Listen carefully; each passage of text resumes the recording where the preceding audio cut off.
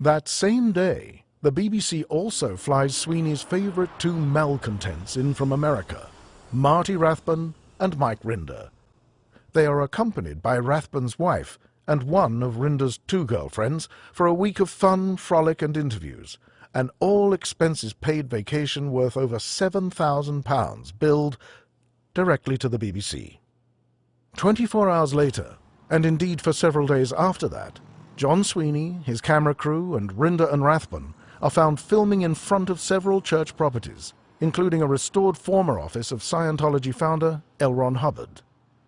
Although the location is only used for special tours, Sweeney repeatedly pounds on the front door, pretending the church won't allow him in, and ignoring a very conspicuous sign giving him a contact telephone number.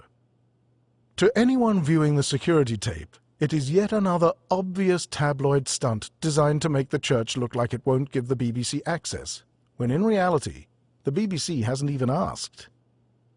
Seeing this, church executives inform the BBC that, while they are more than willing to go on camera for the Panorama program, it is clearly not possible to work with a reporter with such a personal interest in bashing their religion. 2 months go by with no contact from the BBC. And then on the 17th of February, John Sweeney's new producer, Katie Stead, finally emails Tommy Davis in Los Angeles, listing Panorama's allegations and notifying him the church has 7 days to respond on camera before the Panorama team leaves the United States. That's right. John Sweeney and his crew were already there in Los Angeles, interviewing ex-Scientologists they had paid to fly in from all over the United States. There's Rathbun, Mike Rinder's full-time corroborator for Rinder's story. The first day Sweeney spends at the church's Los Angeles center, filming himself walking into various entrances and accosting church parishioners with anti-Scientology flyers. I asked him to please not come into the church to do that. If he wants to invite people and pass out flyers, he's welcome to do so on the sidewalk. And he said, okay. And then the next thing I knew, he went in through to the other entrance. And I had to go and follow him and ask him please not to do that. So he goes, oh, all right. Then he went into our other church, the Advanced Saint Hill Organization of Los Angeles. And I walked in and I said, I asked you not to go into the church. He goes, oh, I didn't know it was your church.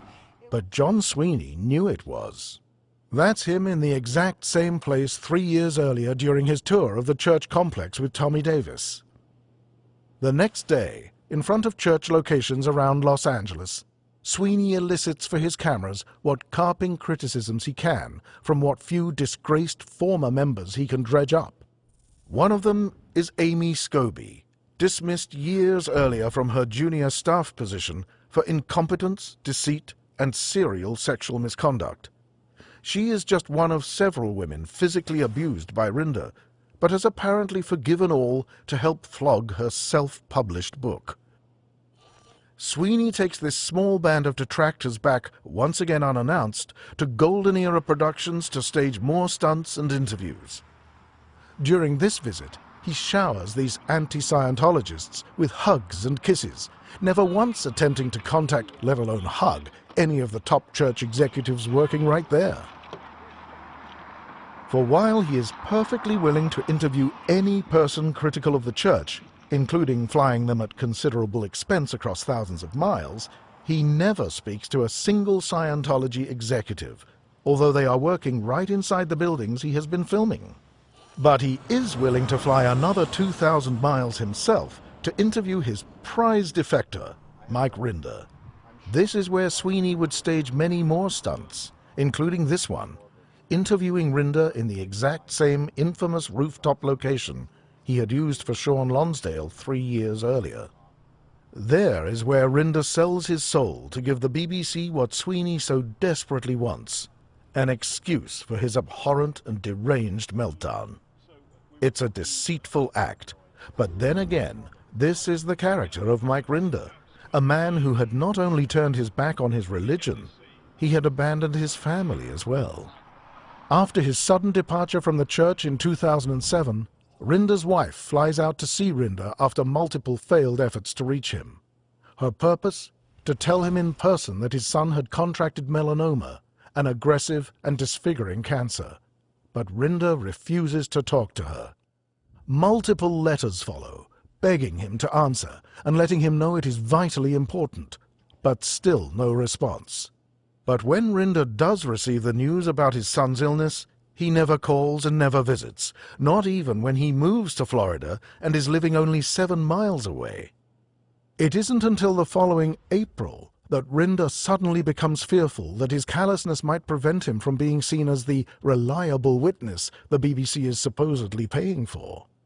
So Rinder decides to pull a Sweeney-style stunt. Teaming up once again with Marty Rathbun, plus 2 others, he storms the Church of Scientology's main Clearwater religious retreat, with tape recorders rolling and cameras firing. In an acting job worthy of Olivier, Rinder demands to see his son. The police interview the young man inside and return, reporting to Rinder that his son does not want to see him and indeed wants nothing more to do with him. Any other father might have been hurt or offended, but any other father would not have brought along a 3-person camera team led by his pet bully, Marty Rathbun. Because the fact is, Rinder doesn't care about his son. He is only there, he admits, to get footage for the BBC. Because now I actually have the evidence that I will take back to the BBC and show them. Is this a father who cares about his son? No. In an effort to reconcile their differences, Rinder's brother makes the 10,000-mile flight halfway around the world from Australia to Florida to join Rinder's estranged wife and his adult daughter, who fly in from Los Angeles. Once Rinder catches sight of his family, instead of welcoming them, he tells them he is on the phone with John Sweeney talking about them. Rinder turns a family intervention into a violent confrontation. He shoves his daughter away, injures his brother, and grabs hold of his wife's arms in a vice-like grip, causing lacerations that bleed so much an ambulance has to be called. His wife would later say, "Mike's hands were gripping my arm so tightly I could feel his fingers actually digging into my bones." Rinder's response to her cries of pain is unrepeatable. Doctors tell Rinder's wife that the damage to the nerves in her right arm will take months to heal. Rinder's response to this violent incident with his family?